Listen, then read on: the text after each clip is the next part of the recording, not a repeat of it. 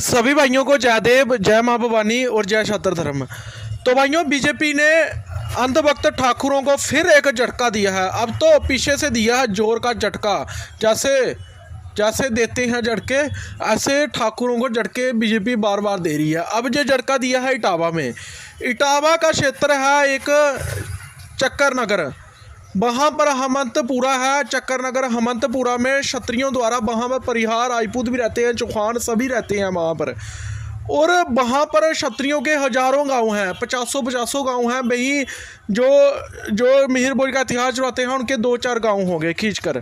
आगे तो वो बोलते नहीं, मैनपुरी आगरा वाली साइड कम हो जाती है।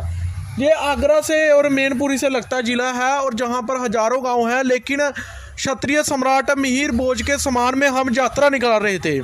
दूसरे समाज के लोग यात्रा निकालते हैं तो ये बीजेपी आरएसएस उनकी सपोर्ट करती है, साथ देती है।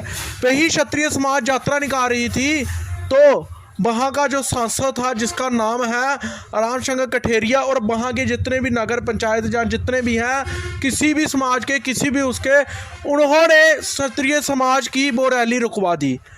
अब देख लो ये बीजेपी की जोगी सरकार में कितना क्षत्रियों का अपमान हो रहा है कि क्षत्रिय सम्राट मिहिर भोज का इतिहास चोरी के साथ साथ हमें रैली भी नहीं निकालने दी जा रही समान में क्षत्रिय समाज को। ये बीजेपी जोगी सरकार आखिर चाहती क्या है? कभी ये क्षत्रियों की सीटें कम कर देती है, कभी ये गाजियाबाद हो जगह जगह मिहिर भोज का इतिहास चुराने का काम करती है।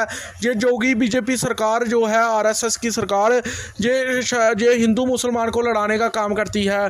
और कभी महंगाई में इनसे कोई बात पूछो तो इनसे कोई सवाल तो होता नहीं।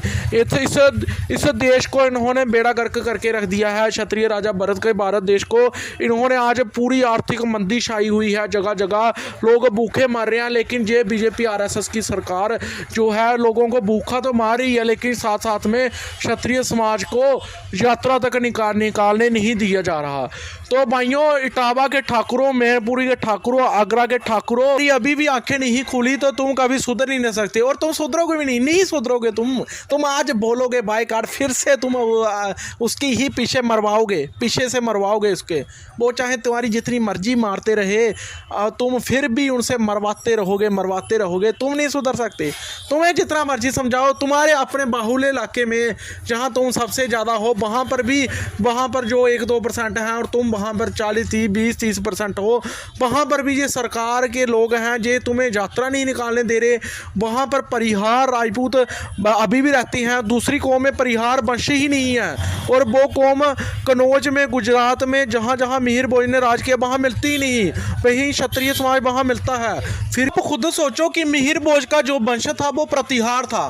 संस्कृत में प्रतिहार और हिंदी में परिहार बना। जैसे संस्कृत में चौहान से चौहान बना, राजपुत्र से राजपूत बना, जो ऐसे ही ये परिहार वंश था उनका।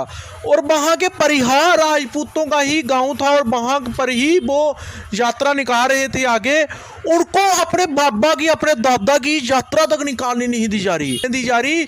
ये क्या, कौन सा कानून है, क्या है ये चीज़, क्या चल रहा है ये? आखिर क्षत्रिय समाज का अपमान क्यों हो? पहली बात तो ये है, क्षत्रिय समाज की गलती ये है कि वहाँ पर भगवा झंडा या कोई झंडा लेकर क्यों गए थे तुम्हारा झंडा वो है केसरिया। भगवा तो उनका होता है जिन्होंने संन्यास ले लिया हो, और तुम छात्र धर्म के हो। और केसरिया झंडा ही हमारी शान है। जब हम साका करते थे या जो भी करते थे, इस केसरिया झंडों की, मर्दों की शान, क्षत्रियों की शान है ये झंडा। तुमने अपनी मर्दानगी ख़त्म कर दी तो फिर तुम्हें तो यात्रा से रोकेंगे ही। और परिहार वंश के साथ ये क्या हो रहा है?